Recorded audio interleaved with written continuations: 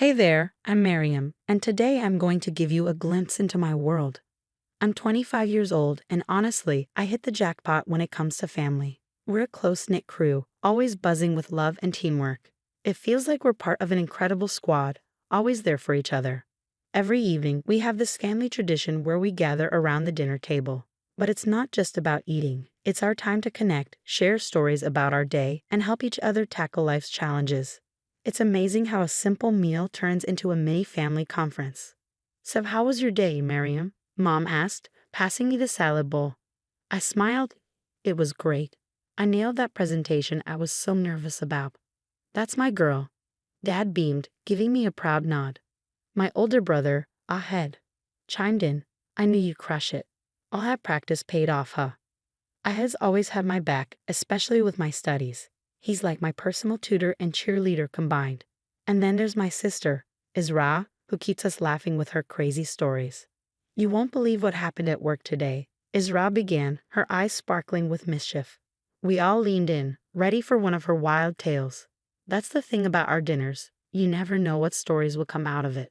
But we're not just about talking. We're all about action too. Everyone has their responsibilities. Dad's the king of lawn care. Mom rules the kitchen. Ahed's our tech wizard. Isra keeps the living room spotless, and I've got the laundry routine down.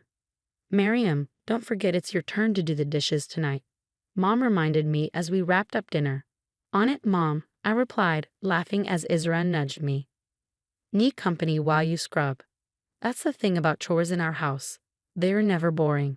We team up and make them fun. But the real fun, our monthly family trips. It's a tradition for us. We all sit down, brainstorm ideas, and plan our next adventure. How about hiking next month? I suggested during one of our planning sessions. Oh yes, Isra exclaimed. I know an awesome trail that leads to a waterfall. Sounds perfect, Dad agreed. Ahad, can you check what gear we'll need? Sure thing, Ahad replied, already on his phone researching. Mom smiled at us. I'll handle the picnic. Any requests?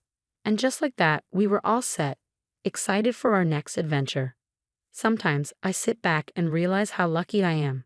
This warm, loving atmosphere isn't just comforting. It's my secret weapon. It keeps me going when life gets tough. The support, the laughter, the way we pitch in for each other. It's not just about family, it's about building each other up. In our home, love isn't just a feeling, it's an action. It's in the way we listen, the way we help without being asked, and how we celebrate every win, big or small. So that's a peek into my life, where family isn't just about blood, but about creating a space where everyone thrives. And let me tell you, it's pretty awesome. Now let me take you to a special day, my parents' anniversary. Like all family occasions, it started with excitement and warmth. We were gathered at Azra's place, the dining room decorated with streamers and balloons, and the air filled with the delicious smell of Mom's favorite dishes. Laughter echoed through the house. To 30 years of love, Dad said, raising his glass. We all toasted, the sound of glasses clinking like bells. May we all find a love as strong as yours, I added, smiling at my parents. Isra handed me a glass of what looked like my usual peach iced tea.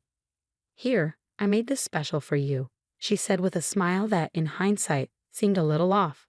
I took a sip and immediately paused. Something didn't taste of I brushed it off, not wanting to make a fuss on such a happy day. But as the evening wore on, things started to feel strange. The room began to spin, and the voices around me sounded distant, like I was underwater. Are you okay, Miriam? Ahad's voice sounded far away, his concern barely registering. You look pale.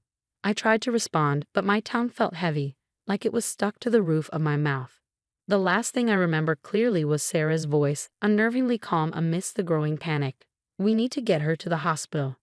Now, what followed was a blur of flashing lights, urgent voices, and an overwhelming sense of fear. I caught bits of conversation here and there, but nothing made sense.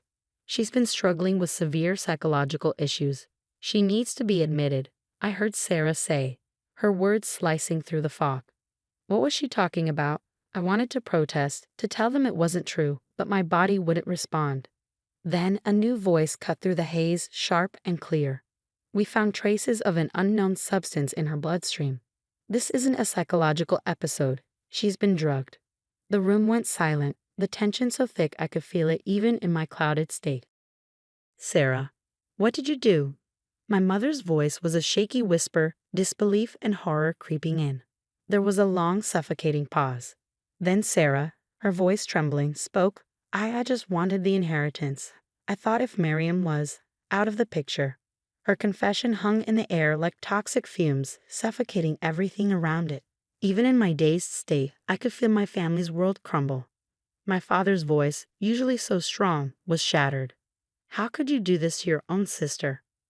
I wanted to comfort them, to help make sense of the betrayal. But as the drugs wore off, exhaustion pulled me under, and I drifted into a restless sleep. When I woke, the room was quiet, the steady beeping of monitors the only sound. Odd was slumped in a chair next to my bed, his face lined with worry even in sleep. My voice was hoarse and dry. He jolted awake, relief flooding his face. Miriam, you're okay. He filled me in on what had happened, and as I listened, a storm of emotions swirled inside me: shock, hurt, anger, and an overwhelming sadness. Where's Sarah? I asked, almost afraid of the answer. Ahad's face darkened. She's been arrested. The police are handling it now. I nodded, unsure of how to process it. My own sister had tried to, get rid of me? Lock me away. The realization was too much to bear. I can't believe she would do this, I whispered, tears stinging my eyes. Ahad took my hand, his grip firm and steady. None of us can, but we're here for you, Miriam. We'll get through this together. Lying there, trying to come to terms with the betrayal, I realized that my family, the one I had always cherished, would never be the same again. The road ahead would be painful, full of difficult questions and raw emotions. But I also knew that the love and support of my parents and Aid would anchor me through this storm. This wasn't the end of our story, just the beginning of a new chapter, one where we would have to redefine what family meant and find a way to heal. Later, the hospital room felt stifling as we all gathered, the tension thick in the air. My parents sat rigid, a mix of anger and heartbreak on their faces. Ahad stood against the wall, arms crossed, his gaze locked on Sarah. And there was Sarah, hunched over in her chair, looking smaller than I had ever seen her. I took a deep breath. Before we do anything drastic, I think we need to talk, really talk. Dad's jaw clenched. Talk? After what she did to you? I know, Dad, but there has to be more to this. I turned to Sarah. Why, Sarah? What made you do this? For a moment, only the hum of the hospital equipment filled the silence. Then Sarah's shoulders began to shake, tears streaming down her face. I'm sorry, she sobbed. I'm so sorry. Sorry doesn't cut it. I'd snapped. You could have killed Miriam. I know, Sarah wailed. I wasn't thinking straight. I haven't been, for a long time. Mom leaned forward, her voice soft despite the hurt in her eyes. What do you mean, sweetheart? Sarah took a shaky breath. I've been struggling with my mental health for years, but I never told anyone. I thought I could handle it on my own. Oh, Sarah, Mom whispered. And then there was Miriam, Sarah continued, her voice barely audible. Perfect Miriam, everyone's favorite. She glanced at me, guilt weighing heavy in her eyes. I know it's not true, but I couldn't help feeling like I was nothing compared to you. My heart twisted at her words. Sarah, that's not. She held up a hand, stopping me. I know it's not true. In my head, it felt real. I convinced myself you were the favorite, that Mom and Dad loved you more, that you'd get everything, their love, their attention, the inheritance. And I snapped. The room fell into a heavy silence as we all absorbed this revelation. Dad cleared his throat, his voice laced with sorrow. Why didn't you come to us? We could have helped you. Sarah shrugged, her expression a mix of helplessness and regret. I was ashamed, scared. I didn't want to disappoint you. So instead, you tried to hurt your sister. Ahad's voice was hard, but the pain beneath it was unmistakable. I wasn't thinking clearly, Sarah said softly, her voice small. I thought if I made Miriam look unstable, maybe you'd see me, love me more. My heart ached. How had I missed my sister's pain for so long? What you did was wrong, Sarah, I said gently. But I understand now, and I forgive you. Sarah's head shot up, her eyes wide in disbelief. You do? I nodded, tears in my eyes. You're my sister. I love you, but you need help, real help. Mom reached out, squeezing Sarah's hand. We'll get you that help, sweetheart. Whatever it takes. Dad nodded, his stern expression softening. We're a family, we'll face this together.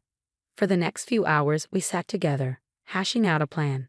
Sarah would start intensive therapy immediately. And we have family sessions to work on our communication. Id and Dad would oversee Sarah's finances for a while, just as a precaution, and I suggested that Sarah volunteer somewhere to help her reconnect with her compassion.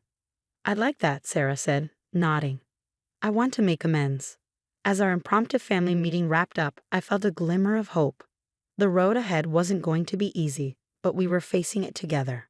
Sarah, I said as everyone was getting ready to leave, I want you to know something.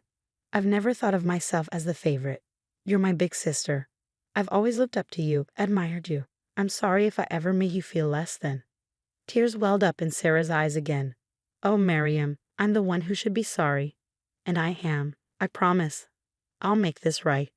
As she hugged me, I felt the first stirrings of healing. Our family had been shaken to its core, but we were still standing. Maybe, just maybe, we come out stronger on the other side. As the seasons changed, so did our family dynamic. The path to recovery wasn't easy, but we tackled it head-on, united in our determination to heal. Sarah threw herself into therapy with a surprising dedication. I'd often find her poring over self-help books or practicing meditation techniques she'd learned.